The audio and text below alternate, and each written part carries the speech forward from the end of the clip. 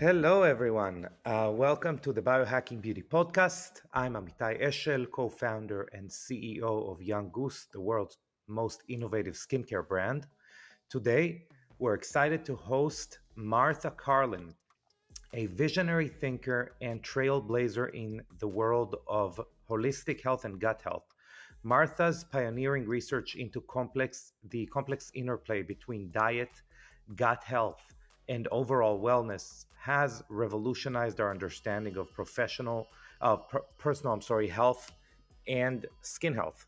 In this episode, we'll explore Martha's unique journey and dive into her research and understand how her finding can dramatically impact our approach to overall and skin health. Before we start our conversation with Martha, let's share a review from one of our valued listeners. So, Kelly is saying, thank you. Biohacking Beauty is quickly becoming my favorite podcast. With limited time, I always like to ensure I'm gaining something from listening to a show, and this one never disappoints, always bringing something new and interesting. Skin was never something that piqued my interest until Young Goose came into my life, although I'm a complete nerd for health topics. Now I realize how much skin functions affect the whole body. Amitay and Anastasia share so much knowledge with a fresh perspective. Amitay is a gracious and smart host, and the guests he interviews are unique. Also loving episodes diving into products and ingredients. Thank you for all you teach us and share with us. I'm incredibly grateful. Well, I'm incredibly grateful for this review. Thank you very much. If you enjoy our podcast and find value in our discussions, please take a moment to leave a rating and review on Apple Podcasts.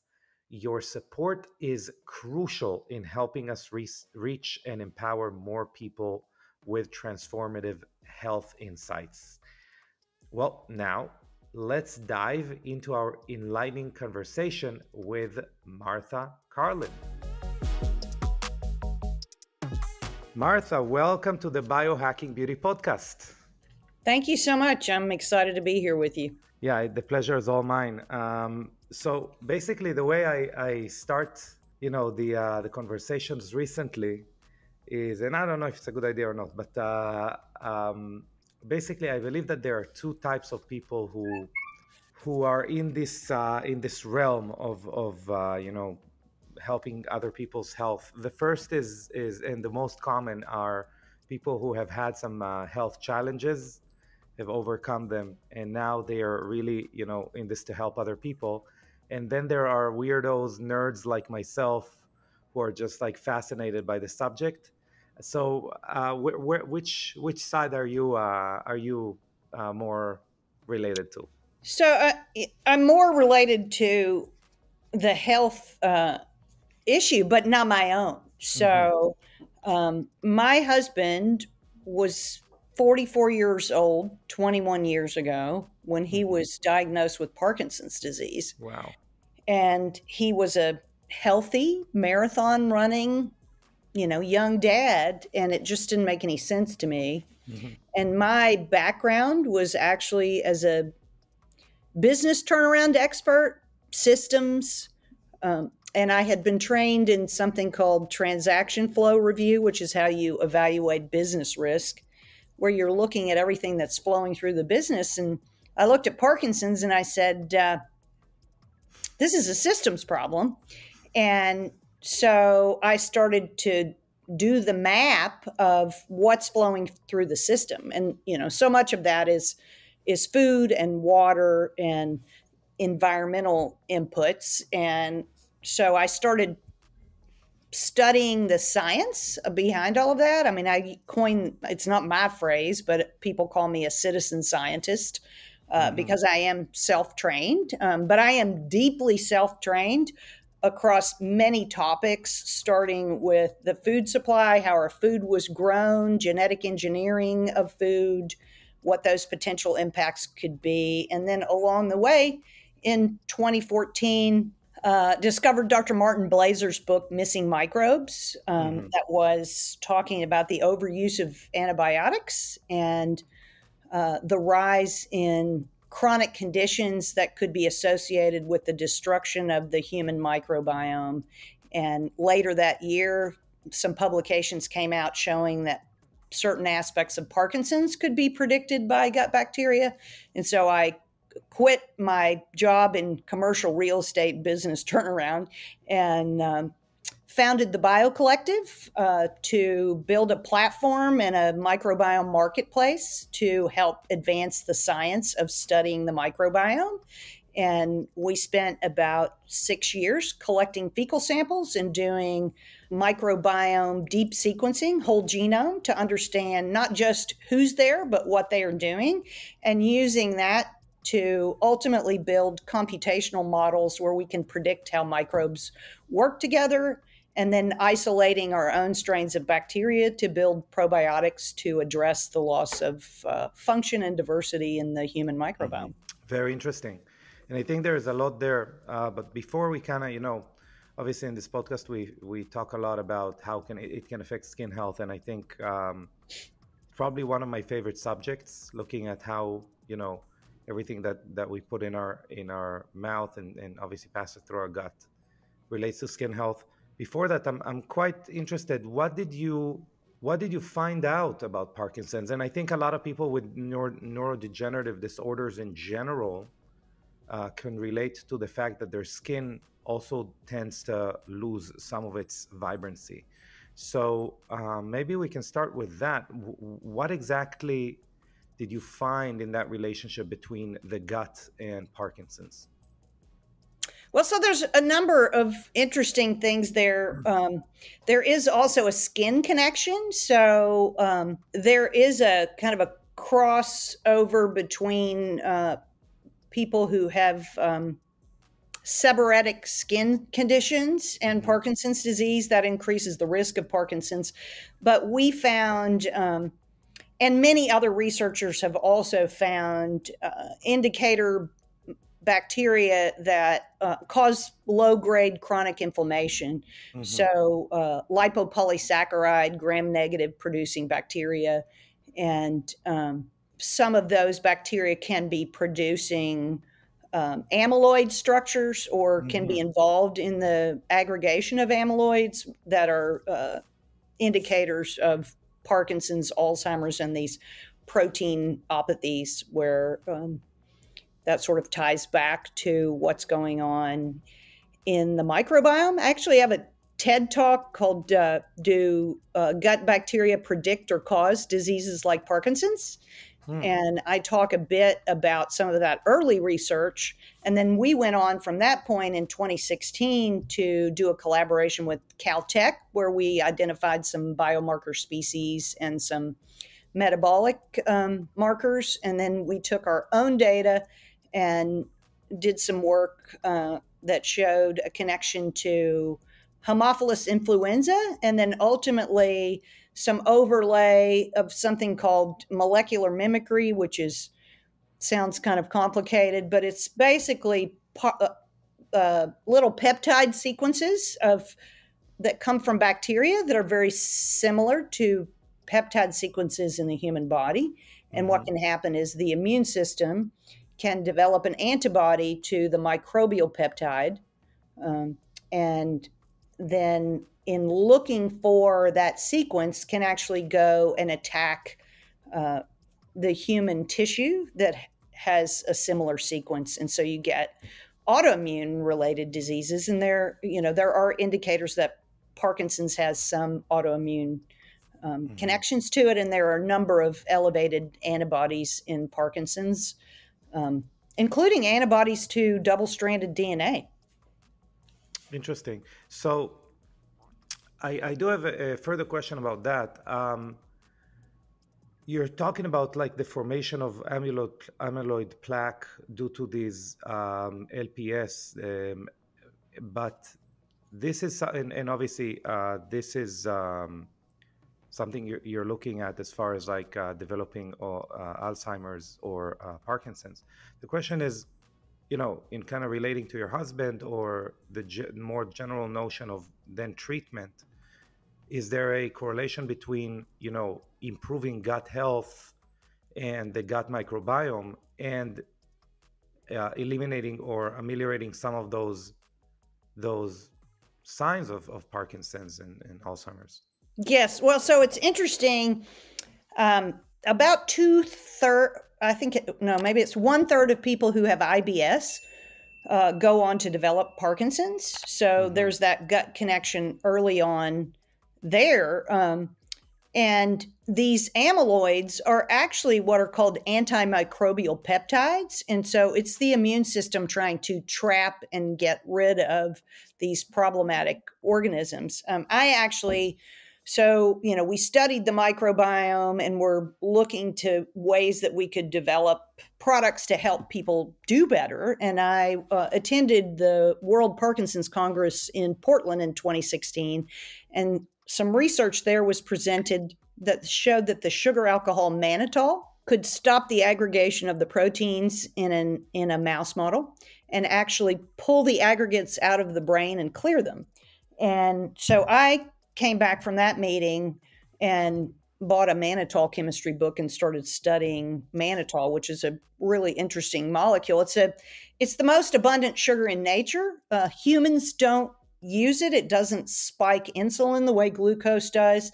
And there's a handful of microbes that can actually convert glucose and fructose into mannitol. And so we came up with this concept of basically restoring a factory in the gut to convert glucose and fructose into mannitol for elimination. And we made that back in 2017, late 2016, early 2017. And my husband was walking with a cane at the time and having trouble navigating through crowds. And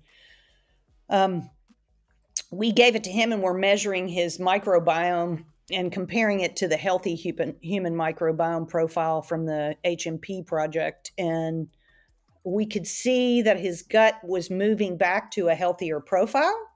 And we could also just observe that his walking was improving. And there's a score called the UPDR score where they use that. The higher the number, the more advanced your Parkinson's is.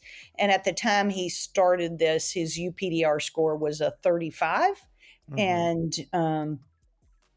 it dropped down to a 20, and it stayed stable at a 20 for about 4 years until he had COVID at the end of 2021 and had a pretty severe setback from that, which then we've spent the next 3 years clearing that up again by focusing on the gut and what's going into the body and how all of that is impacted.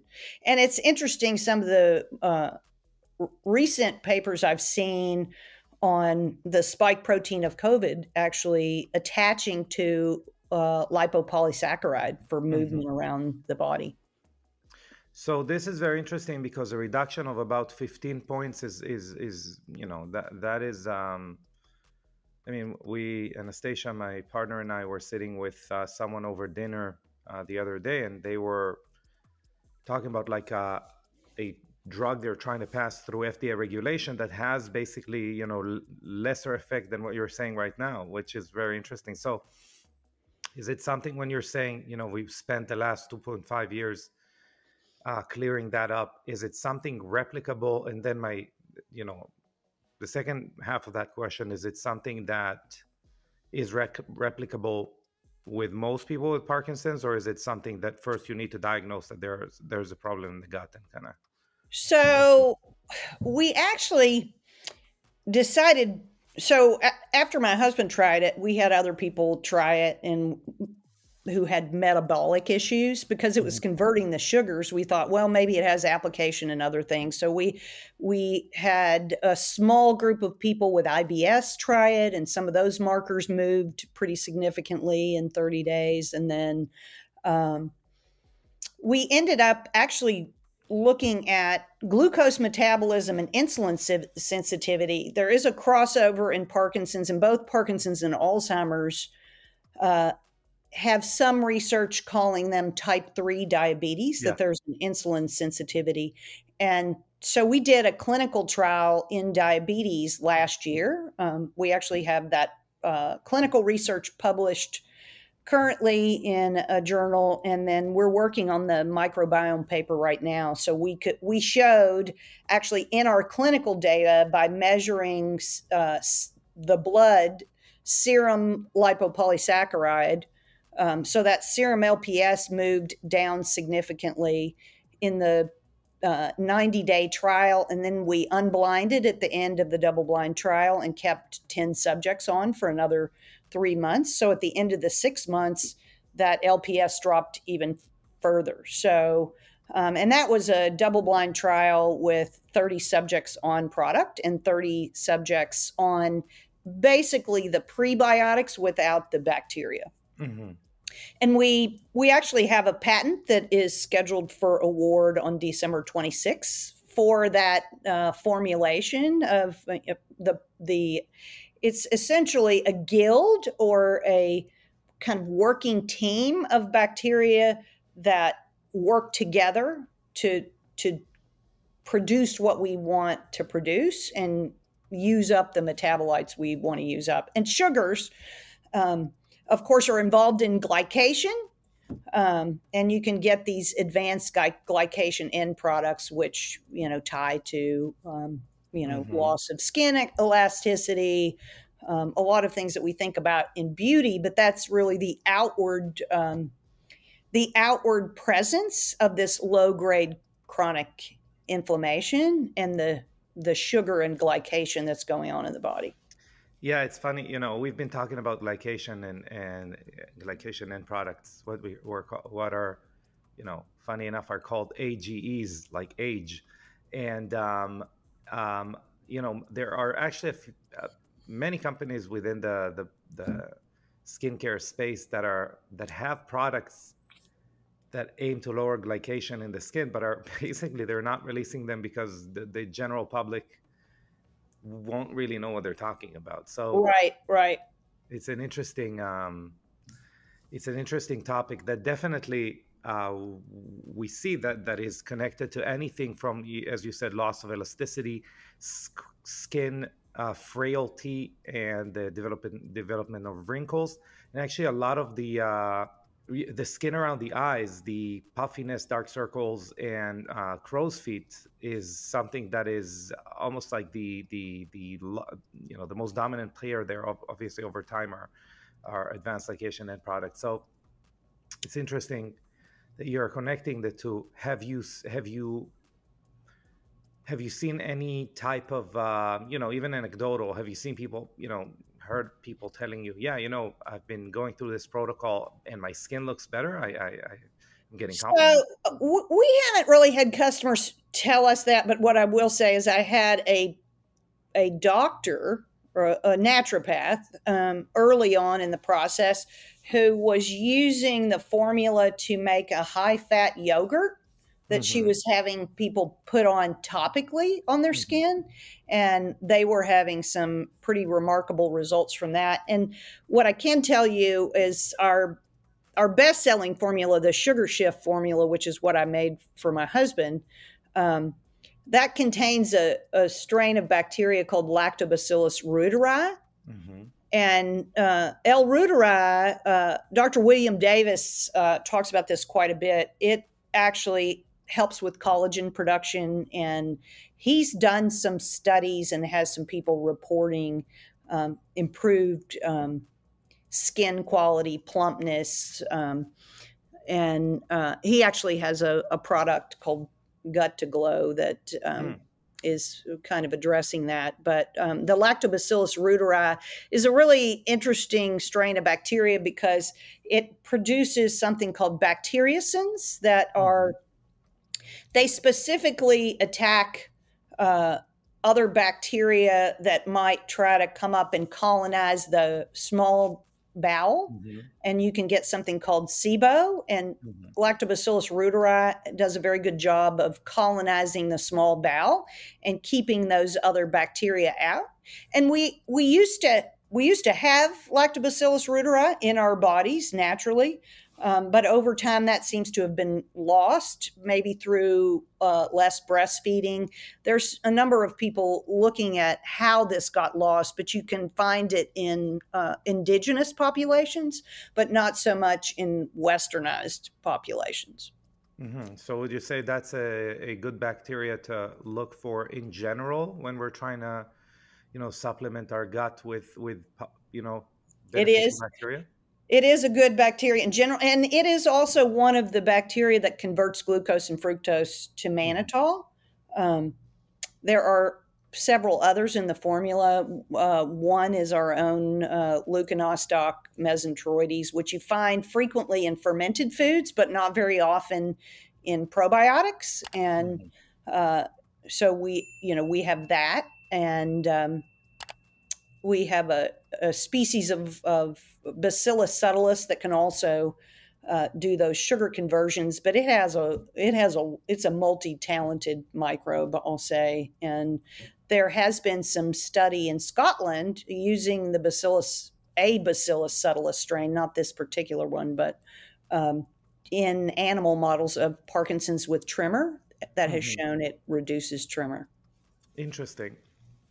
Going to some of those, to some of your formulation, and it's great to ask someone such as yourself that is a citizen scientist that kind of chose their own path and their own paths of exploration.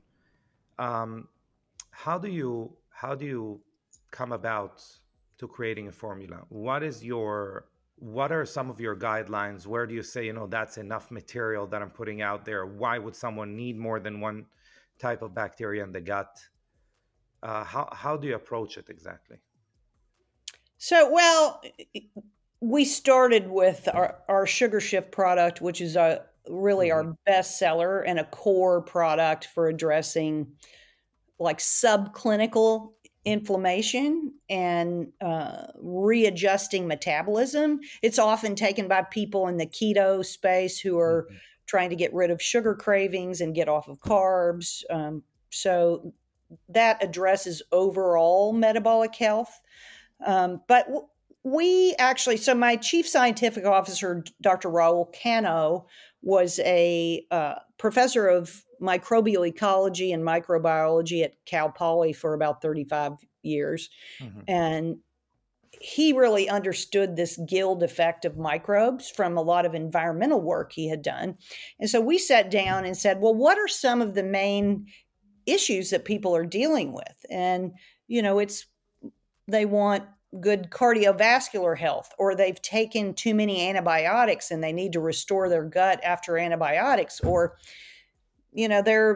they have food poisoning, or they're going on foreign travel and they want to protect themselves from food poisoning, kind of these kinds of things. Or so many people have sleep challenges now. Hmm. And so we started to look at some of these I guess, larger scale problems that people are trying to address, or, health outcomes that they want to improve.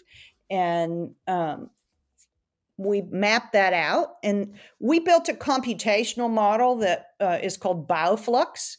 And Hmm. that enables us to take specific genomes of the strains of bacteria and feed that into a computer program that then can predict how they will interact together, what each one of them use and produce in a community.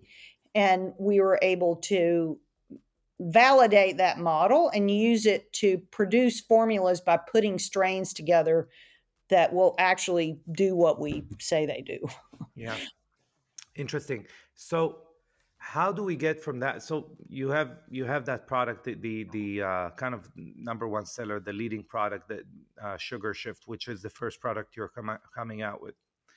And how do you, or why do you decide to have more than one product? What are you seeing that calls for additional products?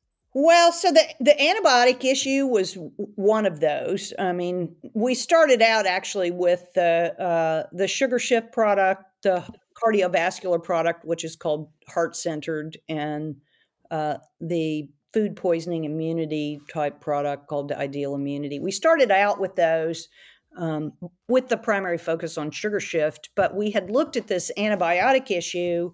There was a publication out of the Weizmann Institute that looked at one particular probiotic. And if people were taking that after taking antibiotics, it was actually making things worse. And we could see that that was making the pH too acidic, and the formula needed to be more balanced. And so we had prototyped this, but we actually hadn't brought it to market. And one of my advisors, 80-year-old mother, had appendicitis and had to have her appendix removed. And then she got septic and was on IV antibiotics for over a month, and her gut was just totally wiped out. And he called me up and he said, I know you have that antibiotic product. Can you make it? And so I said, well, let me see what my strain inventory is and what my producer can do. And so we made a small batch of that. I think it was at the end of 2022, maybe. Yeah, I think it was the end of 2022 we made that. And she came back to us and she said, it had made such a remarkable difference for her. And so we just put it on the market in a small batch, and it sold very quickly. And we started talking to some dentists dentists often prescribe antibiotics prophylactically.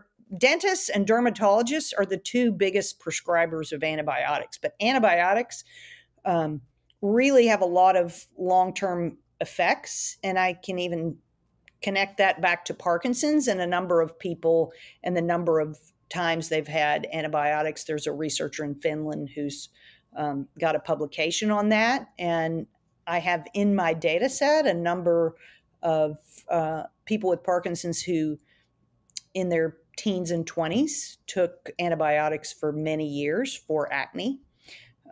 So cause and effect are not often closely related in time to where people can make that connection.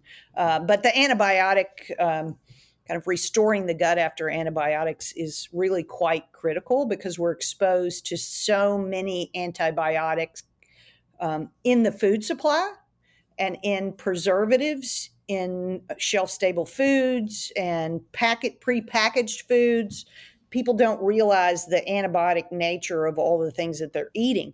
And I'll just give you an example. You buy hummus in a little tub at the store. Well, that's basically like a petri dish for bacteria. So they put an anti-enzymatic material in that so that it won't grow the bacteria. It'll last on the shelf longer. But of course, we need these enzymes to digest our food. So if we're eating anti-enzymatic things, it's, all of it connects back to not being able to digest our food. And, it's just this cascade of that ultimately drives inflammation.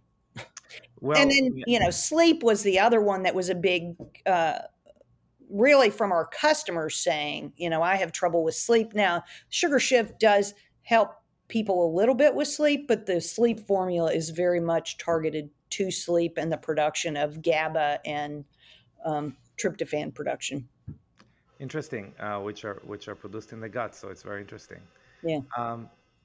Aside from that, I would say also something else that we should consider is that taking antibiotics, whether it is through IV or not, are directly related to skin health also over time. We're not only talking about obviously acne, but we're talking about things like, again, skin barrier, inflammation, and even senescent cells, or like zombie cells that don't function correctly and accumulate over time and drive aging.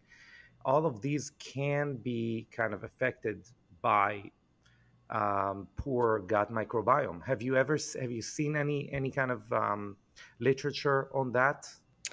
Well, so you mentioned the zombie cells. I actually, some of the research I spent quite a bit of time looking at is a gentleman by the name of Isaac Ginsberg, who talks about what he called post-infectious sequela which is basically the downstream effects after you have an infection. Either your body deals with it, or you take antibiotics, and you get cell wall debris that forms these granulomas. But you can also get these altered bacteria from different kinds of, some antibiotics don't lyse the bacteria. They have other effects. They change how, like dihydrofolate reductase or different enzymes in the bacteria.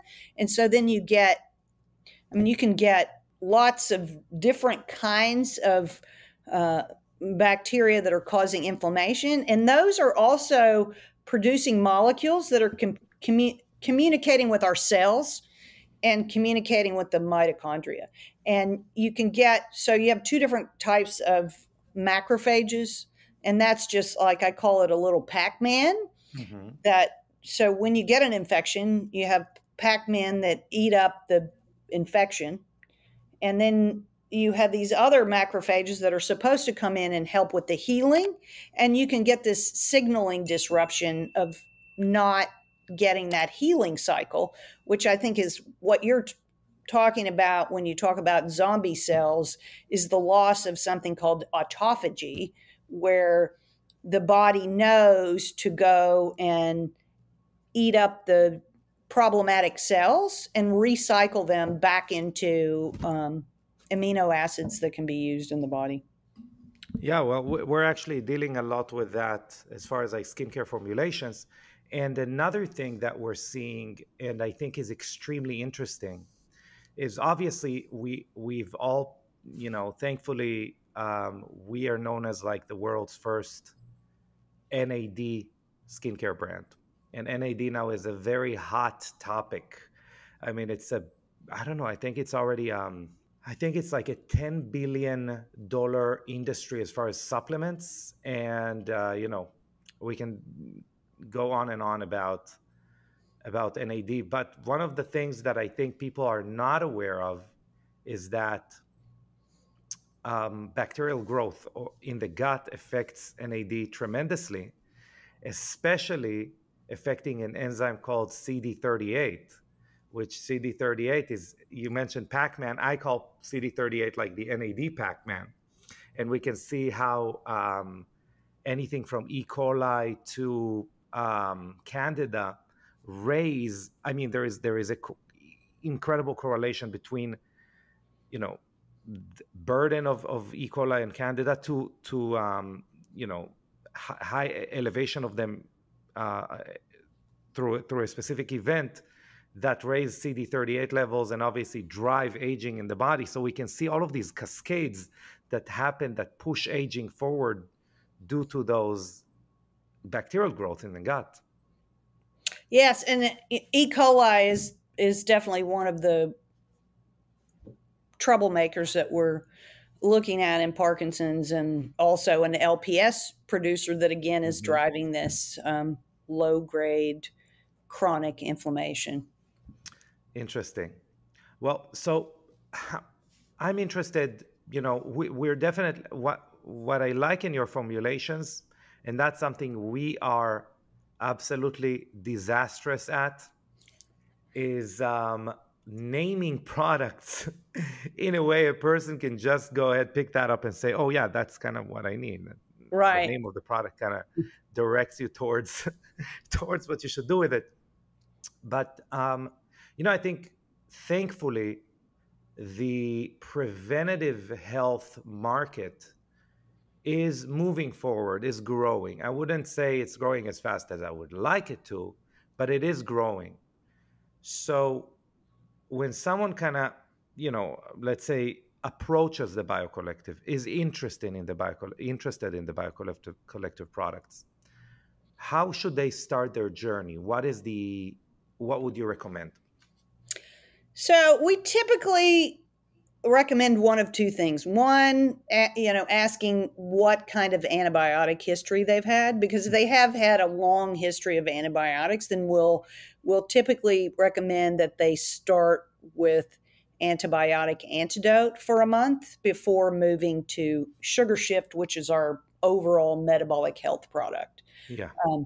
And so that's generally if somebody's had a lot of antibiotics, or I have people that say, I'm getting ready to go in for surgery. Yeah. What can I do to prepare? So I'll have some people who will start, say, with ideal immunity before they do that. And then coming off of the surgery, they'll do antibiotic antidote and then move to SugarShift. But 9 out of 10 people who come to us are having metabolic health issues. So either, they're sort of creeping toward insulin, they've got some insulin insensitivity. And so they're trying to deal with that, or they're starting to try to do some of the intermittent fasting, but they find that they are so ravenously hungry, they can't wait until later in the day to eat. And SugarShift really starts to modulate those cravings and hunger. I mean, I have a video on my website of a gentleman named Ken Kubota who was doing he was a vegetarian doing keto and really having a hard time doing intermittent fasting until, anywhere he couldn't get past really 10 o'clock in the morning without really struggling. And he started taking SugarShift, and next thing he noticed, it's like 2 o'clock in the afternoon and he hasn't been hungry and he hasn't eaten. So it's really a nice tool for somebody who's trying to transition to intermittent fasting. And it's also just from our microbiome data in our clinical trial is increasing the overall diversity in the gut and restoring a more balanced, healthy gut with more functionality that, because it's knocking out those bad guys that are eating up things that you need. There are bacteria in the gut that will eat up your B vitamins, or if you don't have the right, complement of a bacteria, you can't make B vitamins. And most of our products, but SugarShift has, B vitamin producers in the formula. And is there anything that you need to, take into account if you also wanted to improve your sleep? Is it either or? Could you take the two products together? So what we tell people, the products are designed as, again, a working guild. So you don't want to take them both at the same time. So we do have a lot of customers who take one of the products plus Simple Slumber, and you just need to take those about 2 hours apart. And you're taking Simple Slumber right before bed. We recommend SugarShift morning and evening with a meal, or if you're intermittent fasting, you can take your dose without eating. Got it. Now, you did mention, as far as studies, you mentioned that one control group was taking basically only prebiotics.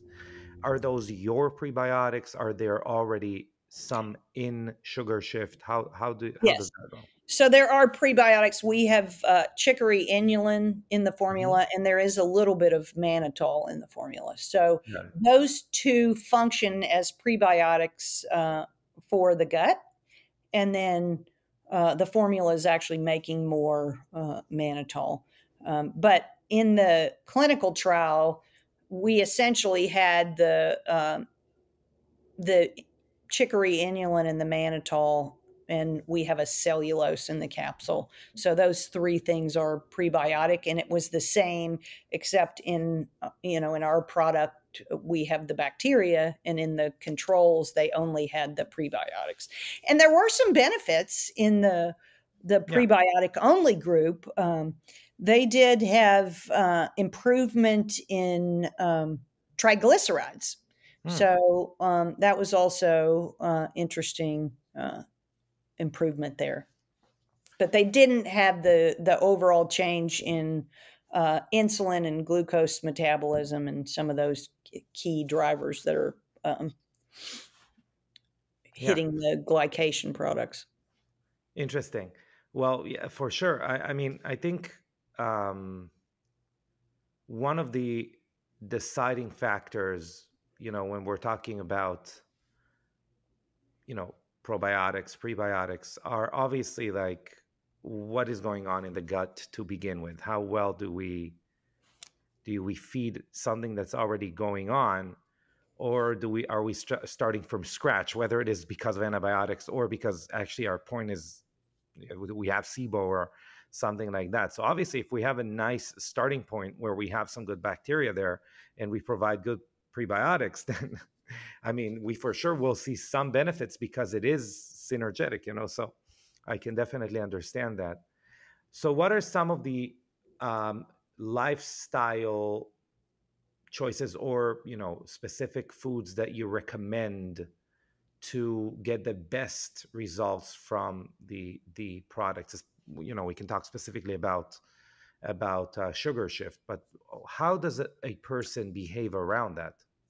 So, I mean, we don't really tell people so much what to Hmm. eat, but we do have a lot of low carb eaters Hmm. who use our product to help them Yeah. with their carb cravings.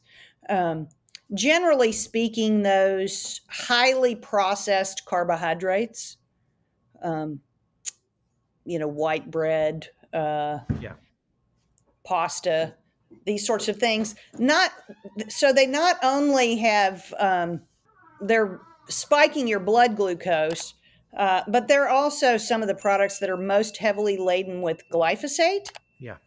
and that was patented as an antibiotic, and it really selects for not the good bacteria but the bad bacteria. And so we do try to advise people to be mindful of foods with glyphosate residues, and that there are now more than 60 different crops that get desiccated. That means dried at the end of the growing season with glyphosate. And so those will even have a higher residue. And Hmm. chickpeas are one of those. So hummus that people think is healthy, you've got to be really careful about that hummus because the chickpeas have a lot of glyphosate on them. Same thing, lentils are actually using glyphosate to dry at the end of the growing season. So there's a number of crops that you've got to be mindful of doing that research, because as long as you're eating them and you're consuming glyphosate, you're damaging your microbiome. And we actually have a proprietary strain of Lactobacillus plantarum that we have in all of our formulas that breaks down glyphosate without producing something called AMPA that is more toxic to the brain. Hmm. So most bacteria that can break it down will break it down using a pathway called CP lyase, basically. But that produces AMPA, which is more toxic. Um, and this has also been kind of a pet project of mine, where knowing that I mean, we can't fully address the gut unless we address how we're growing our food and our environment. And we have a sister company called Ancient Organics Bioscience that my chief scientific officer, Raul, is the primary owner. We're a minority interest in that. And it makes similar guild type formulations for the soil, to break down organophosphates, hydrocarbons, a number of the and sequester heavy metals and increase crop yield, but also get the benefits of a cleaner environment in that process. And so that's a little bit younger company than we are, but we're starting to get some traction with some farmers who are seeing improved results by using it. Wow, fantastic. So this is kind of a win-win with that company. It's like you're also getting better crop and you're also, or I mean, more crop, and you're also not poisoning people. So it seems like a win-win. You should maybe come out with a formula for specifically for hummus. Like we spoke about it a lot as an Israeli. It's close to my heart. Maybe you can do some Yeah. kind of a hummus guard. Yeah. Well, listen, this has been a very, I think it's a definitely a rare conversation for this podcast, because we didn't, I mean, we did touch on AGEs, advanced glycation end products. We touched a little bit how different bacteria, especially E. coli, affects NAD, and that obviously affects the skin, some skin barrier issues. But I think for the most part, what we can kind of extract from this conversation is that complex dynamic between the foods that we eat, where they come from, how they're treated, how much research we're investing in kind of tracing their origins, to the health of our gut, which is the selective barrier of our body. And I think our skin is kind of the end result to all of that. I mean, our skin basically is only a mirror of what's going on inside over time. Obviously, it Right. can happen. You know, there can be an It's the outbreak. outward sign that we finally see of our body crying out Yeah, for help. definitely. And that is, I think, an incredibly important message, because we can provide the best skincare products in the world, but they obviously work better downhill than uphill. That's, I think, the main message of this podcast as a whole. So it obviously is in our best interest to get people interested in BioQuest and kind of understand how they get access to the product. So let's talk a little bit about that kind of to close. How does someone obviously start their journey? You said, people come to us and they say, fill in the blank.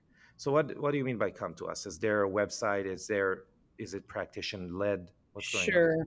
So it's primarily direct to consumer. We Mhm. do have practitioners who have found us. So there Mhm. are a number of practitioners now selling, and we're looking to expand that in 2024. But it's primarily direct on our website. So it's BiotiQuest, BiotiQuest.com. And it's also available on Amazon. So Mhm. we sell both on our own website and on Amazon, and then through healthcare practitioners.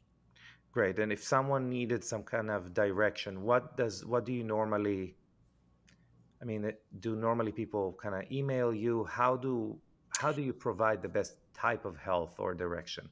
So there is a table on the product page where you can look at the different products and what capabilities they have. We're actually in the process of updating that because we realize that Simple Slumber and Heart Centered don't necessarily have all of the things that are great about them on that table. And we want to keep it simple, but we also want to have the key features there. But you can see that there. And far and away, SugarShift is our best-selling product. But then we get emails. You can email us at info@biotiquest.com.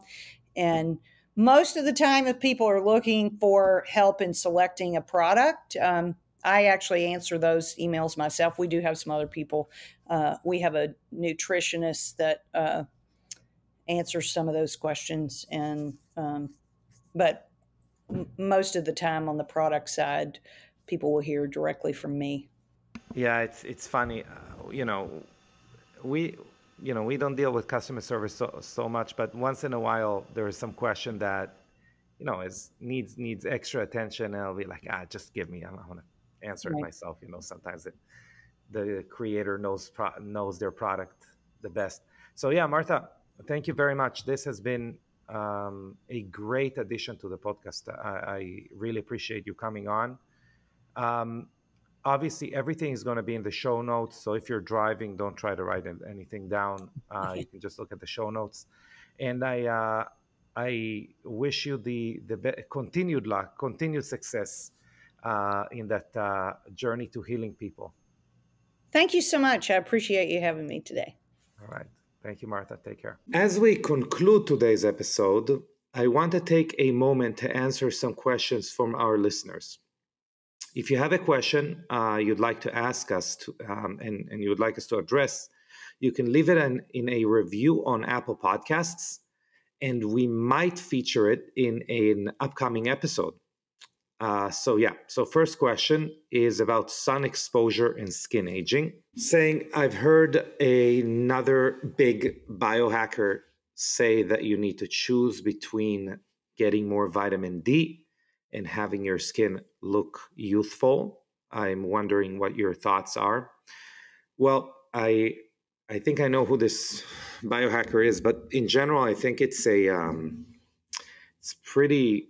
I would say it's a pretty common thing that people talk about now. But what I will tell you is that you don't have to have one or the other. First and foremost, our facial skin isn't the best at converting sun UV rays to vitamin D for a few reasons. But first and foremost, it's actually not that large of a surface area. And it's also a surface area that is normally thinner than other parts of your body or the other parts of skin covering your body. And what happens is that in general, this skin, since we don't wear any piece of clothing on our face, on our neck, unless you're Steve Jobs, and normally on our arms, these areas are more exposed to the elements, so they're more exposed to pollution. They're more exposed they're more exposed to artificial blue light, EMF, heavy metals that assault the skin and can adhere to the skin, etc. Something we talk often about in this podcast. This skin in general just is getting more abuse than other parts of your skin. If you want to get vitamin D3, which you definitely should, you should be strategic about it. You should expose your skin to the sun. Basically, depends where you are in the world, and we are getting into the winter season now. Here we're in Florida, but you know what I'm saying. It's the majority of people are not here, even though it seems like it that they're here, but they're not. Try to think of exposing your skin to the sun when the sun isn't as strong. So as a rule of thumb, before 10 a.m. and after 4 p.m. And don't expose your facial skin. Expose the back, the chest and stomach, upper thighs, kind of your behind, your hamstrings. These areas, the skin there is more robust. It's thicker. It is a larger surface area. Excuse my voice today. And this is really the areas that we're going to generate more vitamin D3 and more successfully anyway. I actually was talking to Dr. Mercola recently, and he brought up a good point that lanolin actually doubles the synthesis of vitamin D3. So you could definitely apply lanolin on the skin if you really need some help. Obviously, we can supplement with vitamin D3, but your skin, your facial skin, your neck, these areas, that's just, I feel like, not a good idea. Yeah, so that's as far as this question's concerned. Next question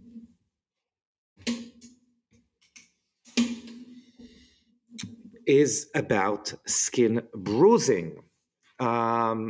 So Rachel's asking, how do you strengthen the skin of the arms to get bruised less?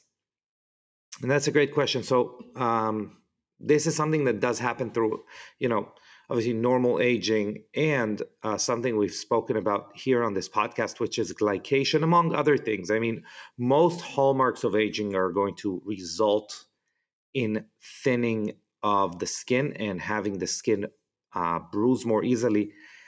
And same thing is also true with blood vessels. which are under the skin and obviously can break more easily. So I would say a general strategy to combat the hallmarks of aging would be definitely beneficial. So I'll start by recommending a product that has no connection with Young Goose. We're actually trying to have them on a podcast, and that is Hop Box. If you remember, we had on this podcast the CEO and the founder of Novos, which is a fantastic supplement for kind of to target all of the different hallmarks of aging. It's a great product. I specifically am taking a different product just because of the ingredients there are a little bit more to my liking, and that is a product called Hop Box, HOP Box. But basically, take a look at the ingredients there. You can definitely source them on your own, or just take it as, as this one sachet that has many different ingredients that are beneficial for overall health and skin health specifically. And those are going to make sure that the skin does bruise less, or at least we're not deteriorating more and more with skin bruising. Yeah, that's as far as that is concerned. When we're talking about topicals, you can definitely, this is a strategy that's going to take a little bit longer, but I mean, not longer than Hotbox. Both of them, you need to be patient. But a topical strategy would be bioretinol and the hyperbaric mask. Hyperbaric mask you can apply where you feel you need some help. You can apply it daily. We actually have a lot of people doing that. Whereas the bioretinol, we want to start the same thing we're doing in the face. So for the first 6 weeks, we want to start pretty slowly and slowly increasing the amount or the instances that we're using it. We do want to use it overnight. We do want to apply sunscreen in the morning after if we're going to be exposed to the sun, or obviously because we're talking about the body, we can just cover these areas. If we're talking about the arms or the legs specifically, we can cover them with a long t-shirt and long pants. But that's as far as those areas. If we're talking about the back of the hands, then we do want to apply sunblock, because that's an area that bruises a lot, and also an area that will be exposed. You can also wear, obviously, gloves, but these are some solutions. Yeah. Last question. All right. This question is, do oral senolytics affect skin senescent cells? And the answer is yes, they do. Again, the challenge with taking oral senolytics, and I'm assuming the question is not about rapamycin, which rapamycin is the kind of poster child for senolytic drugs that people are taking. Obviously, Peter Attia is again a poster child for that. But I'm assuming you're meaning something like, for example, I did mention Hotbox. They have some ingredients there, like, for example, spermidine, that do help with senescent cells, and ficetine they have there as well. A lot of people have a protocol from companies, for example, like Life Extension is another supplement brand that kind of has a senolytic complex. Obviously, Qualia Skin, which we had Nick Bitts here on the podcast talking about their senolytic supplement. I'm assuming you mean something like that. Yes, but they're very limited as far as the amount of senescent burden that they can reduce, and to expect to see results where we specifically are looking for it, whether it is, wrinkles or whatever that is, would be very challenging. Obviously, we can look at topicals in combination with those. A lot of people, we just came back from American Academy for Anti-Aging Medicine. There were a few people asking us about the product One Skin, which is a cream that has a peptide that is supposed to be senolytic, which looks promising. The challenge there is that more research needs to be done. We're rooting for them, but there's a huge difference between showing something that works in a petri dish and then something that works in the skin. Just as a reference, all the peptides that you know in skincare, all of them have incredible results in petri dishes for wrinkles, collagen, whatever that is. And we know, I mean, every drugstore, every brand in CVS now has peptides. They're not all the same. They're not as effective all the time. So what we did when we developed ProCare, which is our senolytic serum, is we had to take biopsies. We had to punch holes into people's skin and see how it affects their skin. And let me tell you something, it's not fun. It's a hard study to do, but that's the only way that you can show results like we've shown and get the results that we've gotten. So combination of oral senolytics and topical like ProCare could be the answer. I would say something I'm specifically interested in, and we are definitely going to have them here on the podcast, is an oral product that is called Fatty 15, which is the first fatty acid discovered in the last 90 years. And that actually is showing some promising results around the downregulation of mTOR, which is kind of the master switch for those senescent cells. I'm kind of, we're not going to get into all that here. We're going to actually get into all that when we get them on the podcast. But that could also be a supplement. I'm starting to take it. That's a supplement that I'm very hopeful to see results with. Obviously, oral spermidine, such as Spermidine Life that we had Don Moxley here on the podcast, definitely helps, and I can see results with it. That's why we invested 2 years of R&D to develop skincare with spermidine that's coming out in a couple of months, in a month or so. So yeah, I gave you a few strategies. Let's see what works for you. And that's it for questions for today. To have your question featured on the podcast, please leave it in a review on Apple Podcasts. We haven't had much success with that. We get most of our questions through, Shopify inbox or through Instagram, but please do that. But thank you for tuning into the Biohacking Beauty podcast. We hope today's discussion has provided you with valuable insights to enhance your health and beauty journey. Keep joining us for more conversations that empower you to live your most vibrant life.